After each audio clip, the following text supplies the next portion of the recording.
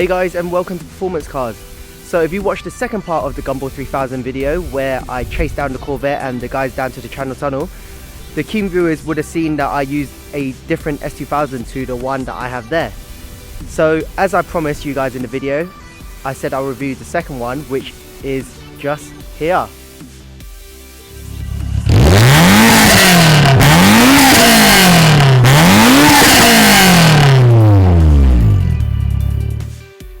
So starting off with this review, this is my second S2000.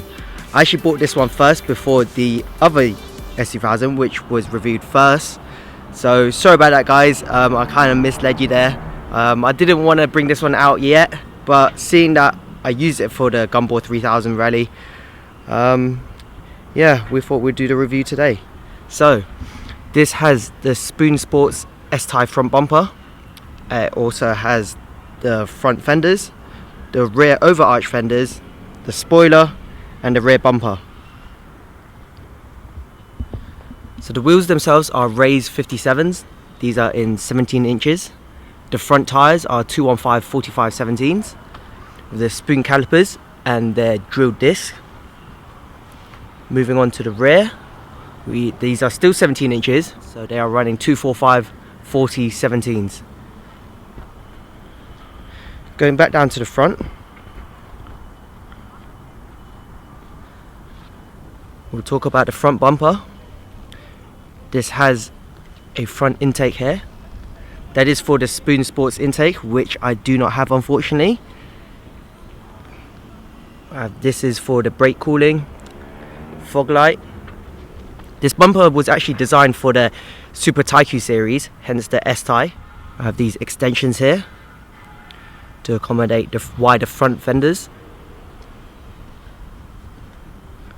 So this is the facelift S2000. This one is a 2005 model. We also have Tyne Monoflex suspension, which is just hidden underneath there.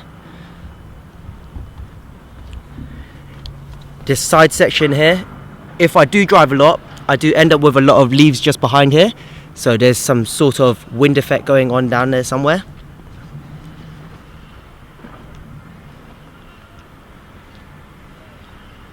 These are the rear overarch fenders with the rivets all along.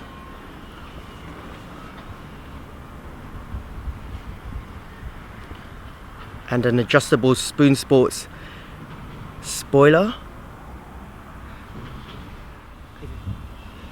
So we have the rear diffuser. I'll just walk around it slowly for you guys.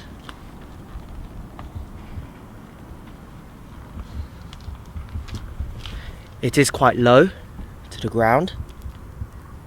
A lot of people do ask me if I ever scrape the humps or anything like that, but the answer is no, which is quite surprising.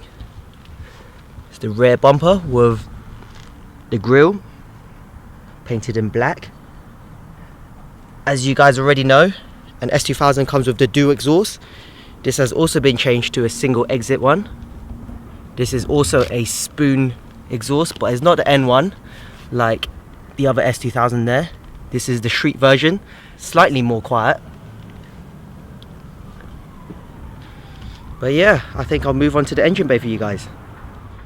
So the engine bay is also quite interesting. Some of you already may know about this, but this S2000 is supercharged. So it's running a Comptech supercharger as well as their charge cooler. And bolting this onto the F20C from the S2000, I have about 400 brake horsepower to the rear wheels with no traction control, it can be quite scary. Apart from the supercharger, we also have a Spoon Sports exhaust manifold and their B pipe. You can just about see down there. But yeah, this is the S2000, the supercharged one at least.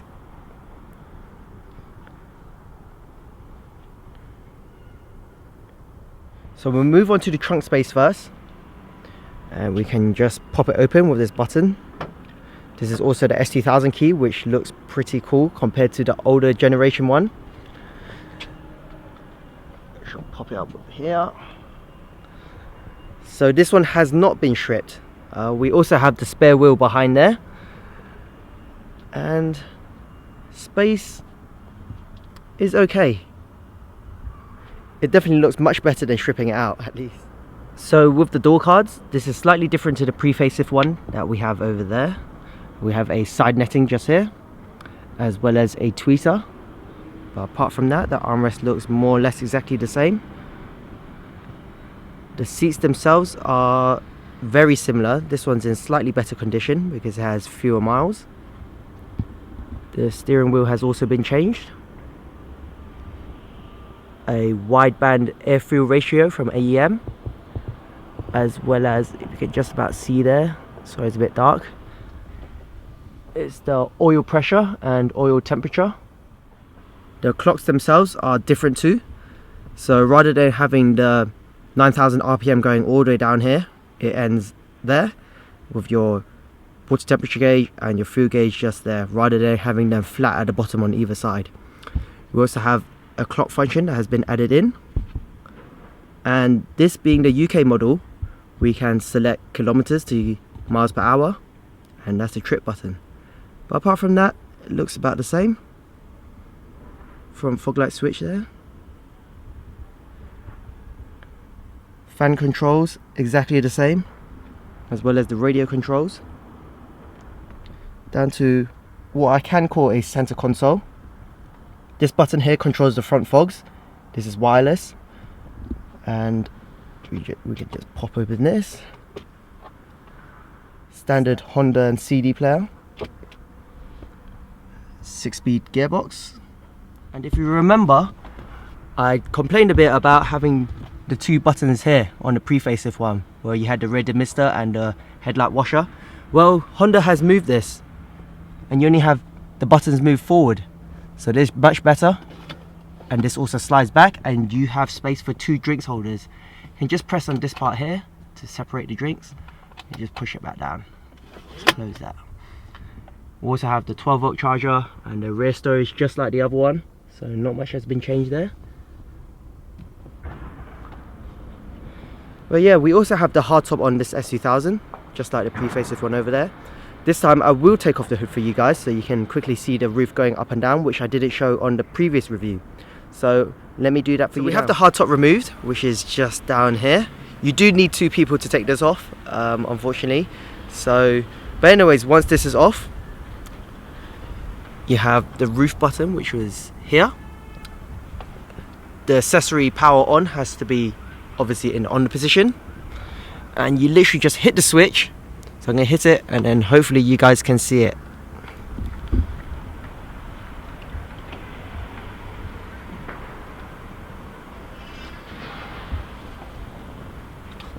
So once the soft top is up, you have the latches here.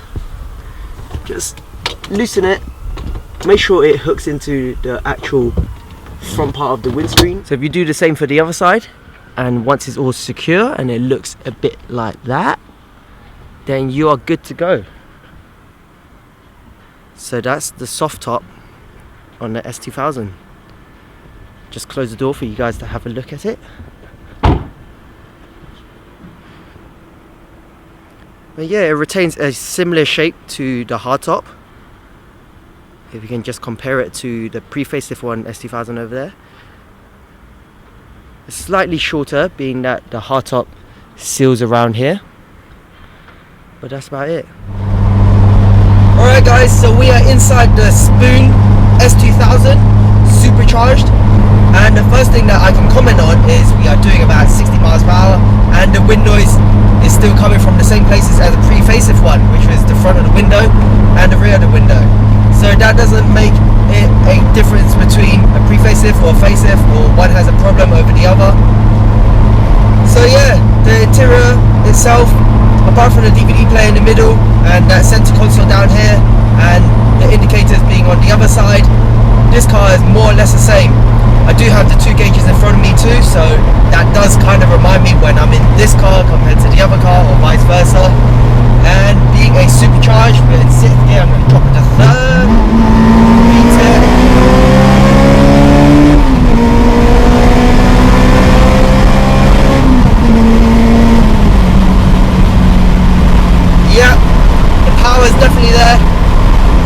brake horsepower, no traction control.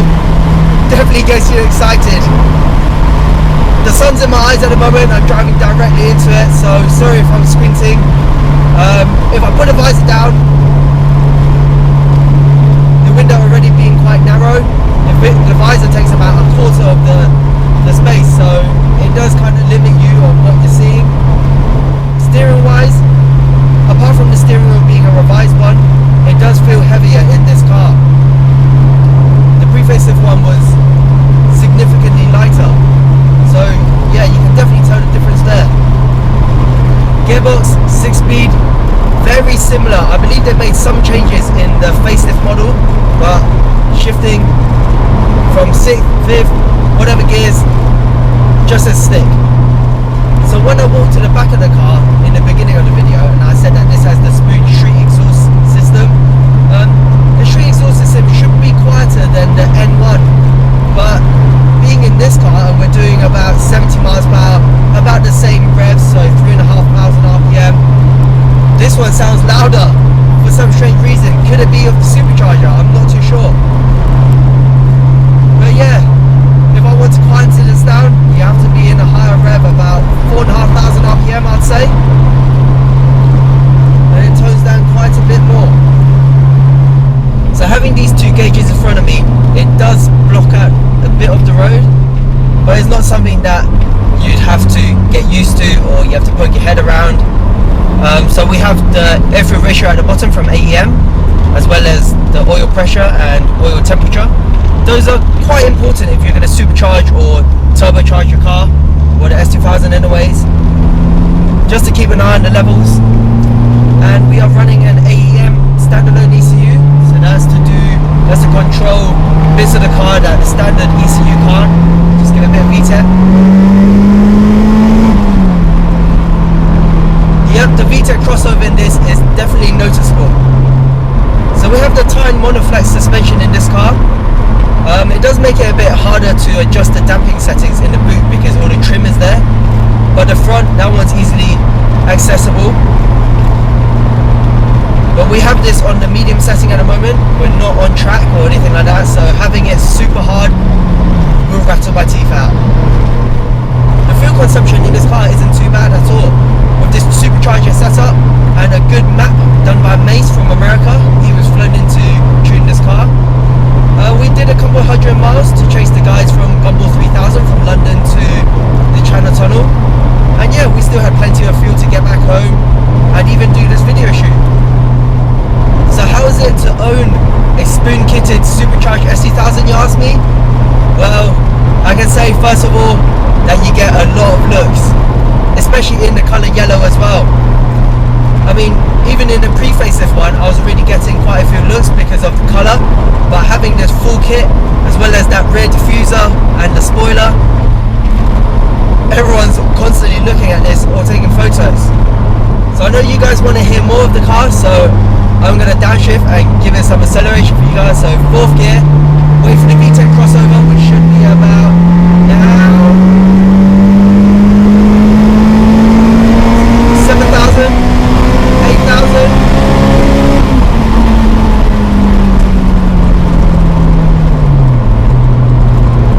Yeah, it pulls all the way, power throughout. It was just constantly going and going. It doesn't feel like the power was ever lost or anything like that. So yeah, really well done on the map. Talking about power itself, if I was below VTEC, it doesn't seem like I even have a supercharger on this. But once we were in VTEC, it seems like all hell broke loose. Right guys, so we're going to use the same corner I did with the pre-facelift S2000. We'll see how this one corners. Give it a bit of speed, coming up to the corner, really hard. Bit of power, it's quite steady, stable. In fact, didn't step out this time.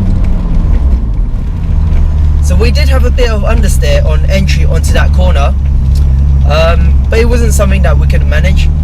We're running Bridgestone REO 50s on this car, which is the OEM tyre for an S2000. The pre-facelift had Toyota T1 Sports, so they were a bit skittish compared to this one. But apart from that, yeah, could be due to the wing that we have on the back as well, giving a bit of stability at high speeds.